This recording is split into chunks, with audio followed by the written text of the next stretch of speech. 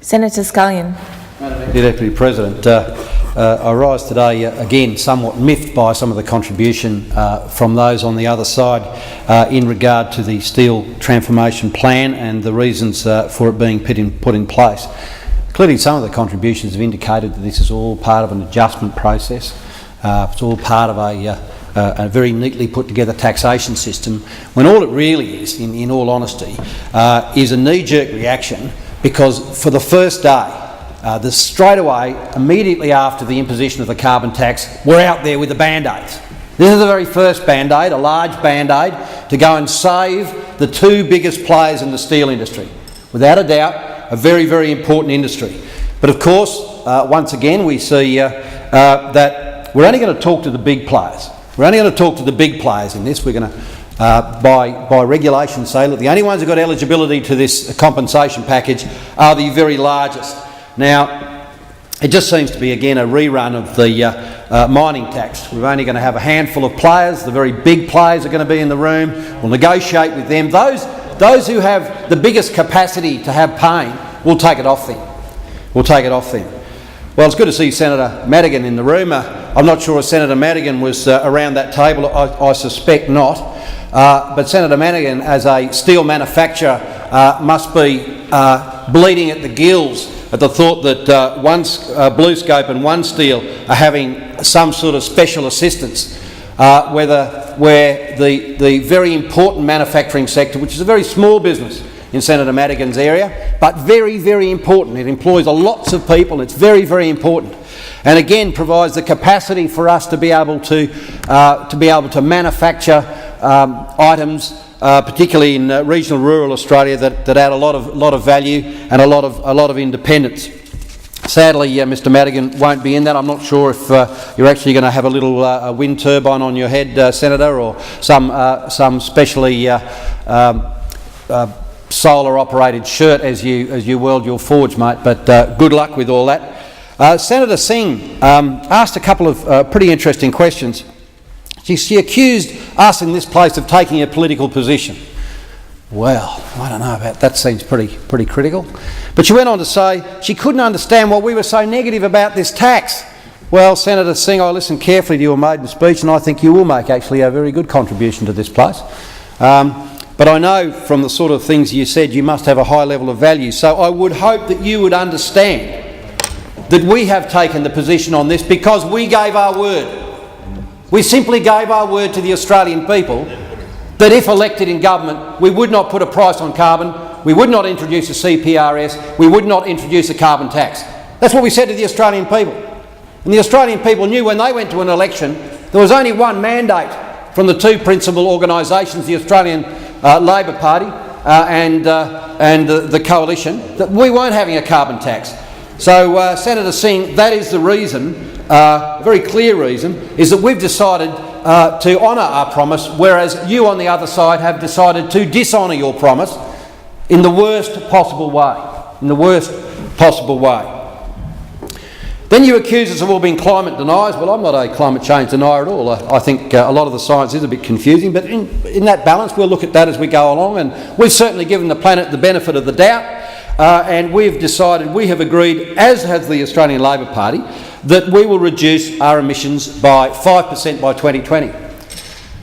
Of course, the difference in our policies is that the direct action policy will, through a clearly audited arrangement and a clearly audited investment, will be able to reduce our emissions by 5% by 2020.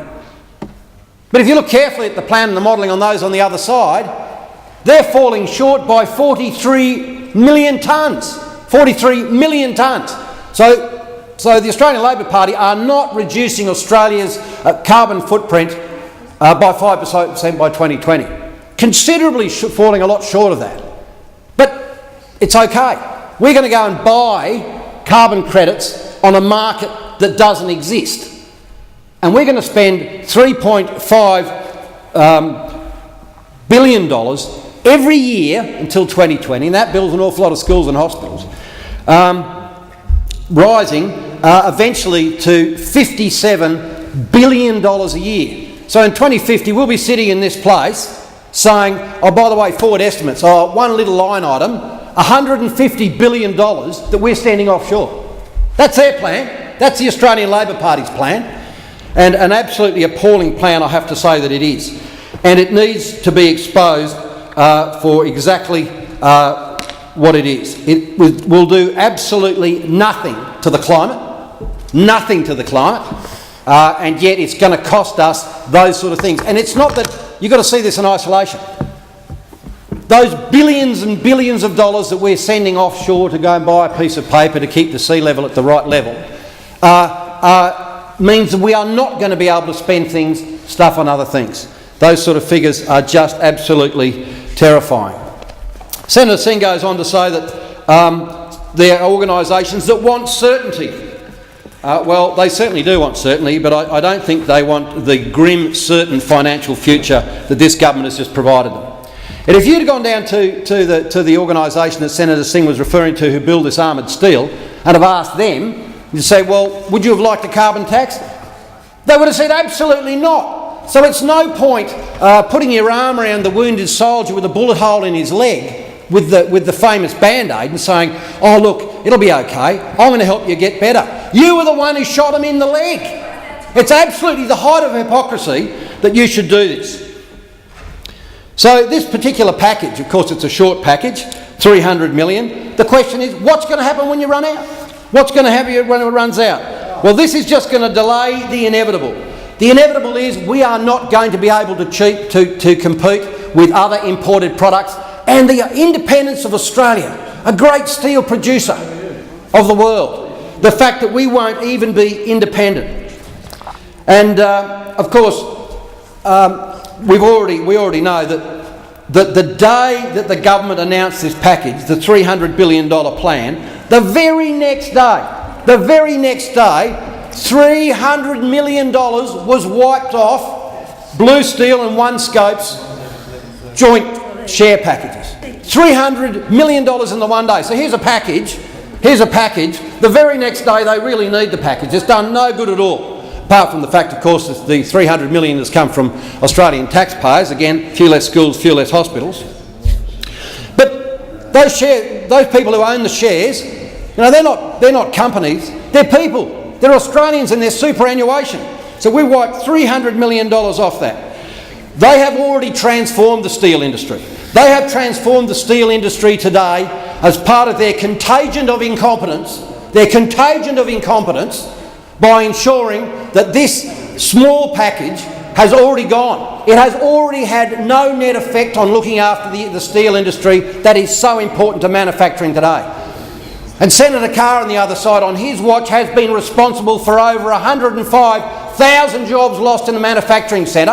And I can tell you what they don't really need now is a bullet wound in the head. It's not a wound. There's no Band-Aid that will fix this. This carbon tax, once again, has demonstrated that it will be at the end of another essential Australian industry. Senator Scullion, your time has expired.